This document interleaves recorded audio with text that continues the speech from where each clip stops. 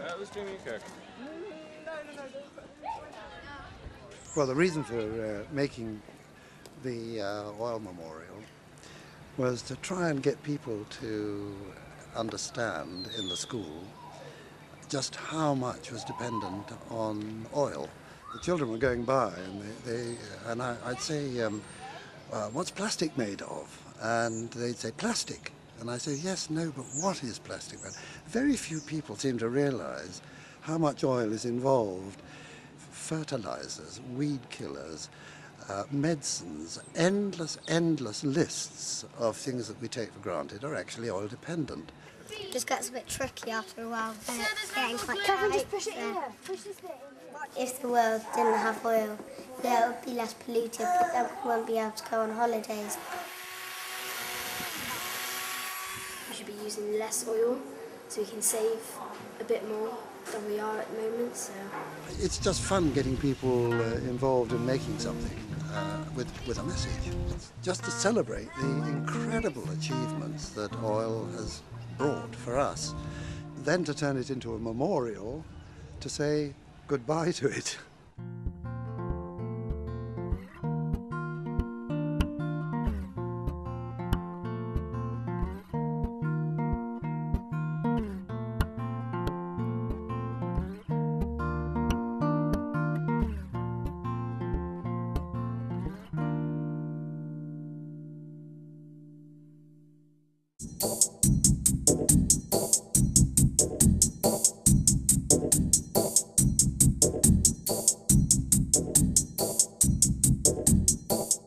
We're starting a process today which is very exciting because in a year's time we're working up to having a big trash catchers carnival in Tooting.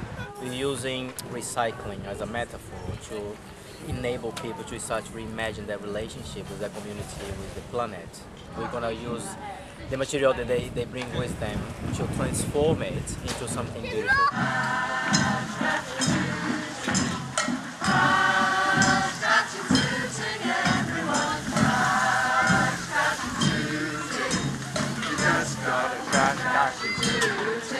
What you're seeing here and seeing now, people who never really thought about the environment, people who not really looked at their own faith and all the faiths in Tooting, if you look at the scriptures and the teachings of the various prophets, they all talk about loving the earth, about respecting the earth, respecting the environment, and the walk was all about that. And so I suspect that transition down in Tooting, TTT, will be different from a transition down in Bristol, or even in East London, or even in West London, or even in parts of Wandsworth.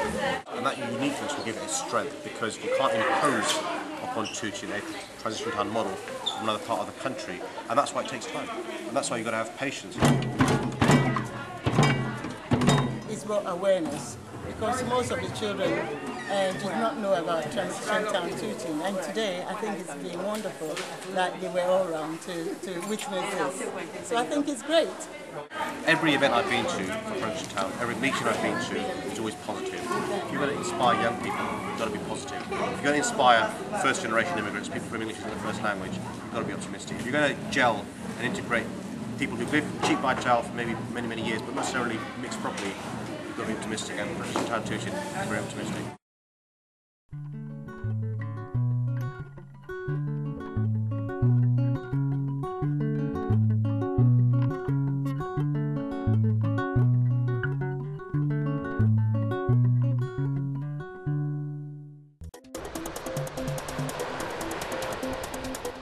I've been involved with Transition Penwith down here in West Cornwall for the last 2 or 3 years. We operate a fleet of electric cars and vans which we've been using in different projects. Cornwall's a big tourist destination, so hopefully get people to arrive by more sustainable means, namely the train, and then use an electric vehicle while they're here for part of their transport for their daily excursions. Electric cars are very efficient because for the energy you put into them, most of that energy gets translated into movement. In a normal car, like a petrol car or a diesel car, you lose a lot of the energy as sound, as heat. A modern diesel engine may get to sort of 50% efficiency, so you're losing half the energy that's contained in the fuel. Electric cars can be about 90%.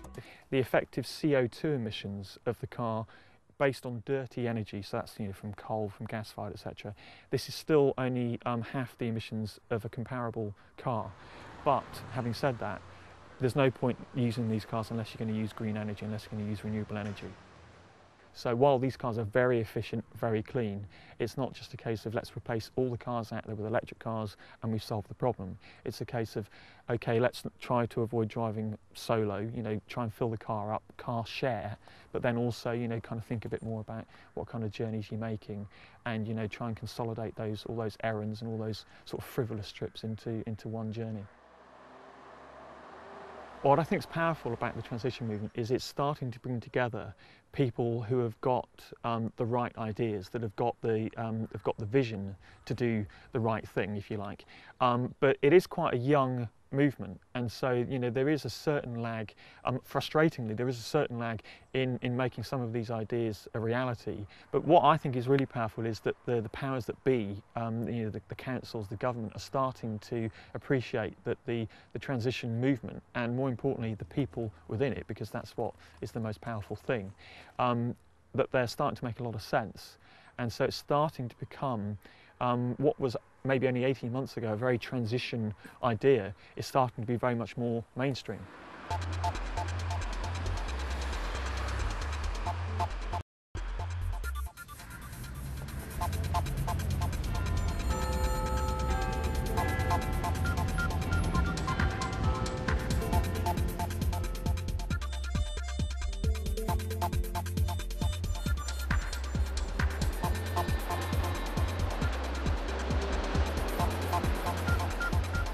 I'm hoping that Rob will inspire the representatives who have come today to hear him speak to take up the mantle of Transition Towns as a project which all our market towns can adopt in unison with each other.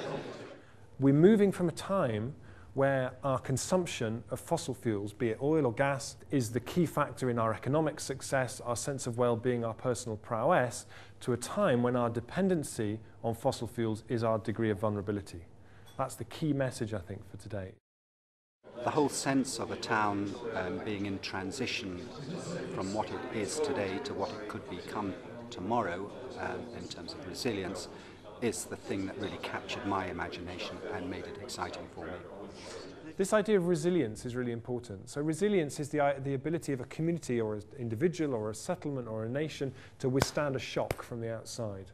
How do we design into our towns and settlements and cities the ability to adapt and change quickly and to become much more responsive to what's happening around them?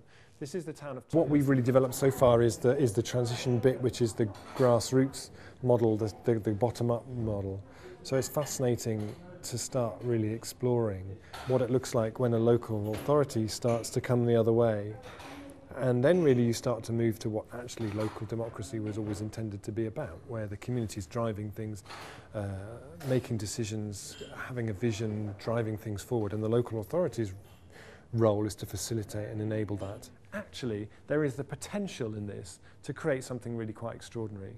And there is potential within addressing these issues for an economic, social and cultural renaissance, the likes of which we have never seen. There's something about the transition idea which is really sticky, and it sticks itself onto all kinds of different things. And you see that all over the place, just people get it and they go, oh, I see, oh, okay. This is a process which acts as a catalyst. This isn't a process that comes along with all the answers in a little box and it opens up the box and just gets them all out. This is a process that you start and you catalyse and you have no idea where it's going to go or what's going to come out of it. What does a local authority look like whose development plan for the next 20 years is based on the end of the age of cheap oil, on cutting carbon by 9% a year like we actually are going to need to? What does that look like? It's an enormous question, but what's really exciting is today I think we've sowed the seeds of people starting to ask those questions.